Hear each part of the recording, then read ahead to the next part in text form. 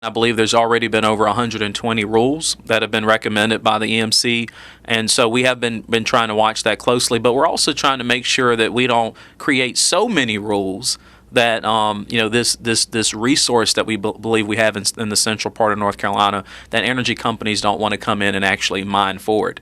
I'm not sure if you're aware, but we believe this could be a $9 billion economic impact based on what we think is there currently. And so we don't want to make the regulations so tight or so strenuous that it doesn't allow for the exploration and production of that resource. But what we do want to do, I think, is look at all the states around the country, Mitch, and look at what they've done. And we should be learning from what they've done right and what they've done wrong, and make sure we've got the right kind of regulations in place. You mentioned the $9 billion figure. Let's go back to that issue of jobs in the economy.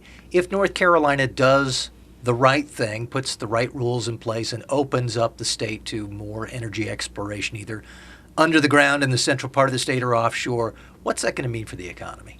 Oh, it's huge. I mean, right now, just based on preliminary estimates, we think there's about 2 trillion cubic feet of natural gas located in the shale formation that we have in the central part of the state.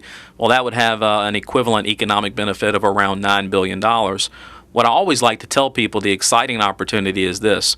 We actually have not done any real research on that area in probably 25 to 30 years. So the 1.7 trillion cubic feet that we think is there, it could be a lot more. So you think about the Marcellus Shale, which is the big shale formation up around Pennsylvania. Originally, they thought they had about 15 trillion cubic feet. Turned out they had 450 trillion. So once we actually start exploration and production, it could even be a bigger opportunity than what we're talking about today.